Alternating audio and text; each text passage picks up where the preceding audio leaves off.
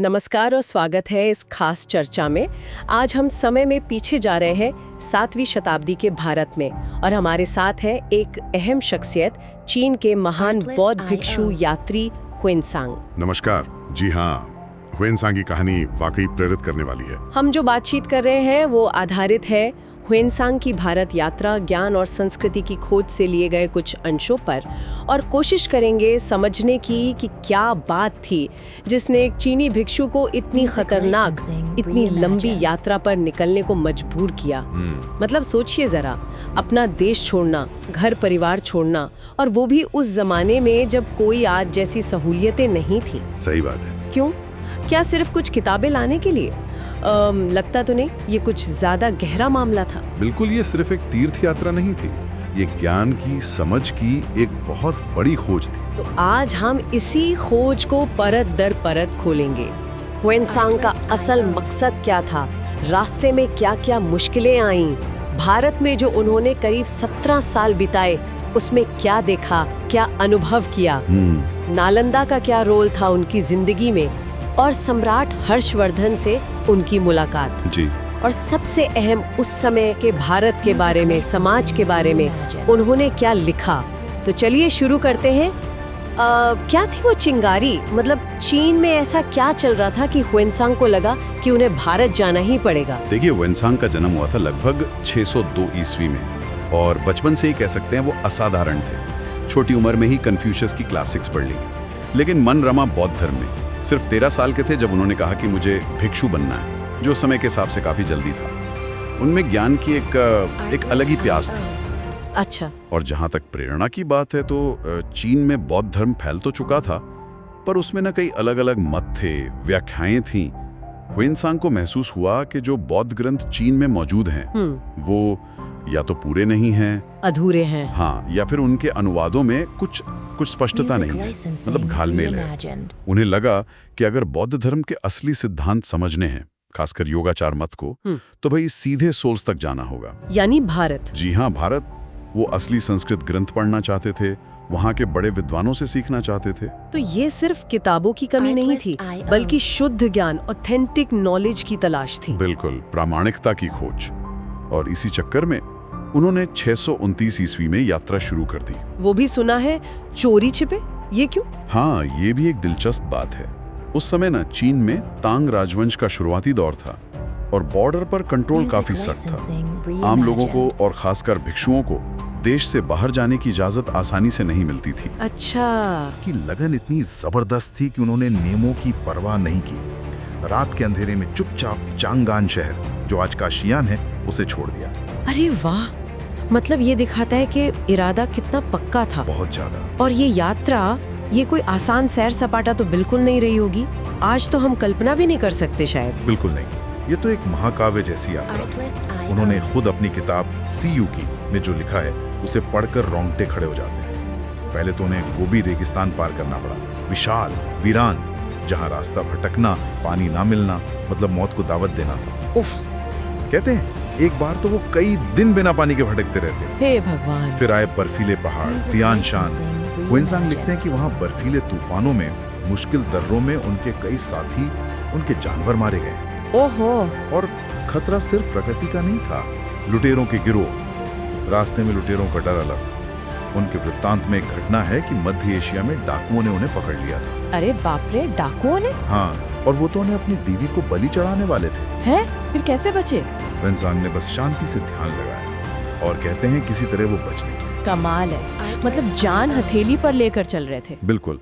फिर घने जंगल, अनजान भाषाएं, बीमारियां, ये सब मुश्किलें थी, लेकिन वो जो ज्ञान की प्यास थी ना, वो हर खतरे पर भारी पड़ गई। अविश्वसनीय।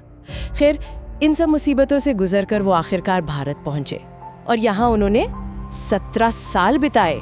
ये तो जिंदगी का एक बहुत बड़ा हिस्सा होता है। हाँ, 17 साल, लगभग 629 से 645 ईस्वी तक। इतने लंबे वक्त में क्या किया उन्होंने? सिर्फ घूमते ही रहे?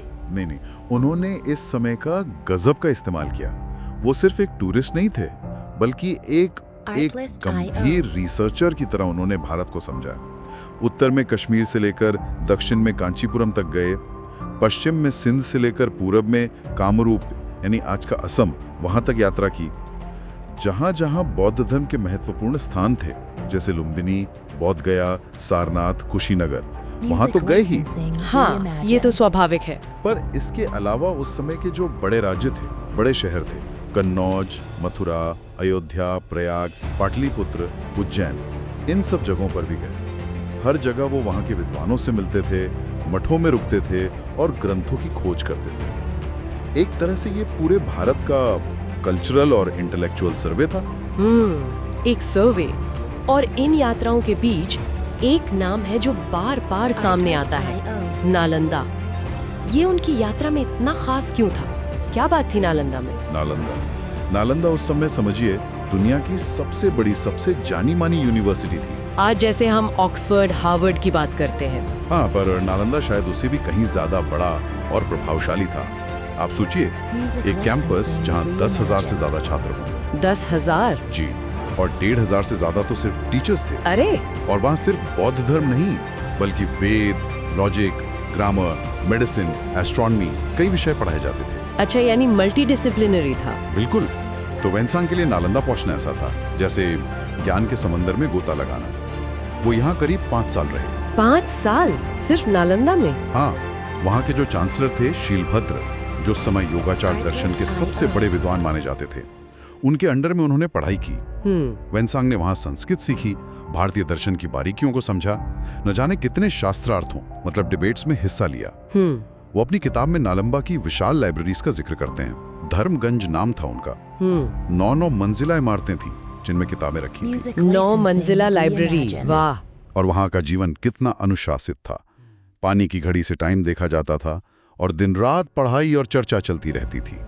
नालंदा ने ह्वेनसांग को बौद्धिक तौर पर बहुत समृद्ध किया। जाहिर है 5 साल नालंदा में रहने के बाद तो उनकी ख्याति, उनकी विद्वत्ता की चर्चा तो दूर दूर तक फैली होगी। बिल्कुल, और शायद इसीलिए फिर उनकी मुलाकात सम्राट हर्षवर्धन से हुई। जी हाँ, बिल्कुल। ह्वेनसांग की विद्वत्ता की धूम पूरे भारत में मच गई थी। हुआ ये कि जब वो कामरूप यानी असम के राजा भास्कर वर्मन के बुलावे पर वहां गए हुए थे, तब उत्तर भारत के सबसे शक्तिशाली सम्राट हर्षवर्धन, जिन्होंने कन्नौज को अपनी राजधानी बनाया था, उन्होंने ह्वेनसांग के बारे में सुना। अच्छा? हर्षवर्धन खुद भी विद्वानों के बहुत बड़े संरक्षक थे, तो उन्होंने भास्कर वर्मन से कहा कि भाई ह्वेनसांग को मेरे पास भेजो। एक सम्राट दूसरे राजा से कह रहे हैं? हाँ, तो कन्नौज में हर्षवर्धन ने ह्वेनसांग का बहुत सम्मान किया। राजकीय स्वागत हुआ। ह्वेनसांग ने हर्षवर्धन के राजकाज, उनकी दानशीलता, उनकी धार्मिक सहिष्णुता, इन सब का बड़ा अच्छा वर्णन किया है। हर्षवर्धन ने तो एक बहुत बड़ी धर्मसभा भी बुलाई, जिसमें ह्वेनसांग को मुख्य वक्ता बनाया गया, ताकि वो महायान बौद्ध धर्म के सिद्धांत समझा सके। अरे वाह! हजारों भिक्षु और विद्वान उस सभा में आए थे। तो ये मुलाकात ह्वेनसांग के लिए एक बहुत बड़ा सम्मान था, और इससे उनकी प्रतिष्ठा पूरे भारत में और बढ़ गई। हर्षवर्धन ने उन्हें आगे की यात्रा के लिए मदद भी दी, सुरक्षा भी दी। ये तो हुई ज्ञान, दर्शन और राज दरबार की बातें। लेकिन आपने शुरू में कहा था कि वो बड़े सूक्ष्म पर्यवेक्षक थे, मतलब बारीक नजर रखते थे चीजों पर। तो क्या उन्होंने आम भारतीय जीवन के बारे में, समाज, रीति रिवाज, इन सब पर भी कुछ लिखा है? हाँ, और यही बात ह्वेनसांग के रिकॉर्ड को इतना खास बनाती है। वो सिर्फ मठों और यूनिवर्सिटीज में ही नहीं खोए रहे। अपनी यात्राओं में उन्होंने जो देखा उसे बड़ी बारीकी से नोट किया। उनकी किताब सीयूकी में 7वीं सदी के भारत की एक जीती जागती तस्वीर मिलती है। अच्छा, जैसे कि क्या क्या देखा उन्होंने? उन्होंने शहरों की बनावट कैसी थी, घर कैसे बनते थे, लोग क्या पहनते थे, क्या खाते थे, ये सब लिखा है। जैसे वो लिखते हैं कि ज्यादातर लोग सूती कपड़े पहनते थे। उत्तर पश्चिम में कुछ लोग चमड़ा और ऊन भी इस्तेमाल करते थे। खाने पीने में उन्होंने नोट किया कि लहसुन प्याज का इस्तेमाल कम होता था। उन्होंने भारत की वर्ण व्यवस्था का भी जिक्र किया है। हालांकि अपने बौद्ध नजरिए से वो लिखते हैं कि आमतौर पर लोग ईमानदार थे, सच बोलने वाले थे, मेहमान नवाज थे। ये तो अच्छी बात है। हाँ, न्याय व्यवस्था काफी सख्त थी, इसलिए अपराध कम होते थे। हालांकि उन्होंने कुछ जगहों पर न्याय के लिए अग्नि परीक्षा या जल परीक्षा जैसी प्रथाओं का भी जिक्र किया है, जो आज हमें थोड़ी अजीब लग सकती हैं। हाँ, वो तो है। यानी हमें उस समय के समाज की झलक सीधे उनके शब्दों से मिल रही है। और शिक्षा के बारे में, अर्थव्यवस्था के बारे में कुछ लिखा? बिल्कुल, शिक्षा व्यवस्था की उन्होंने बहुत तारीफ की है। खासकर बच्चों को अक्षर ज्ञान कैसे दिया जाता था, पंचतंत्र जैसी कहानियों से नीति शिक्षा कैसे दी जाती थी। अच्छा, पंचतंत्र का भी जिक्र है? हाँ, और नालंदा जैसे बड़े संस्थान तो थे ही शिक्षा के शिखर पर। अर्थव्यवस्था के बारे में वो लिखते हैं कि खेती मुख्य आधार थी, सिंचाई के अच्छे इंतजाम थे, व्यापार भी काफी उन्नत था, अलग अलग शहरों के बीच माल आता जाता था। उन्होंने सोने चांदी के सिक्कों के साथ साथ कौड़ियों के इस्तेमाल का भी जिक्र किया है। कौड़ियाँ भी चलती थी। हाँ, छोटे लेन देन के लिए। उन्होंने भारत में मिलने वाले तरह तरह के फलों, फूलों, खनिजों का भी वर्णन किया है।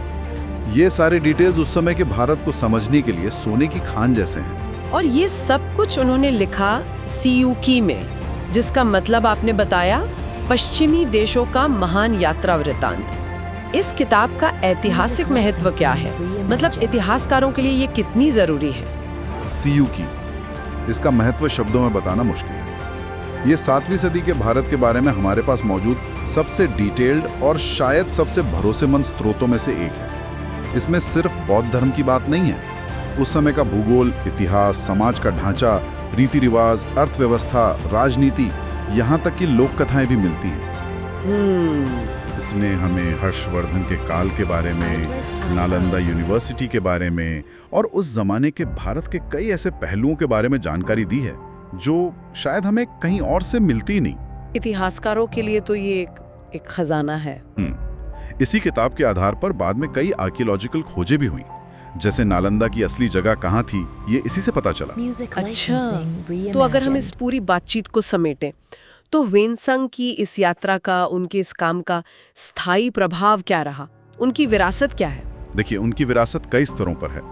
सबसे पहला और सीधा असर तो भारत और चीन के बीच सांस्कृतिक और धार्मिक रिश्तों पर पड़ा। वो अपने साथ 650 से ज्यादा संस्कृत ग्रंथ चीन वापस ले गए। 650 से ज्यादा? जी हाँ, जिनमें योगाचार और दूसरे बौद्ध मतों के बहुत जरूरी सूत्र और शास्त्र थे। और फिर उन्होंने अपनी बाकी की जिंदगी इन ग्रंथों का चीनी भाषा में अनुवाद करने में लगा दी। इन अनुवादों ने चीन, कोरिया, जापान, इन सब देशों के बौद्ध धर्म के विकास पर बहुत गहरा असर डाला। ये तो बहुत बड़ा योगदान है। दूसरा, उनकी यात्रा से ज्ञान का आदान प्रदान बढ़ा। भारतीय दर्शन, लॉजिक, विज्ञान, इसकी जानकारी चीन पहुंची। तीसरा और शायद सबसे जरूरी, ह्वेनसांग खुद 2 महान सभ्यताओं के बीच एक पुल बन गए। उन्होंने सिर्फ भारत से ज्ञान लिया ही नहीं, बल्कि अपनी लिखाई के जरिए भारत की महान विरासत को दुनिया के सामने भी रखा।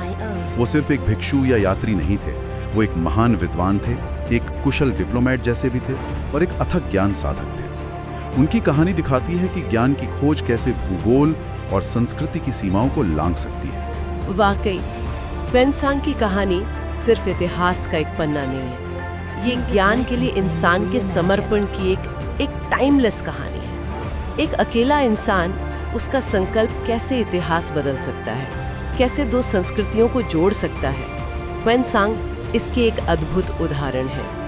उनकी यात्रा में मुश्किलें थीं, खतरे थे, अनिश्चितता थी, लेकिन वो ज्ञान की रोशनी की तलाश थी जो उन्हें आगे बढ़ाती रही। बिल्कुल सही। और ये कहानी हमें ये भी सोचने पे मजबूर करती है कि सच्ची समझ या असली ज्ञान सिर्फ जानकारी इकट्ठा कर लेना नहीं होता।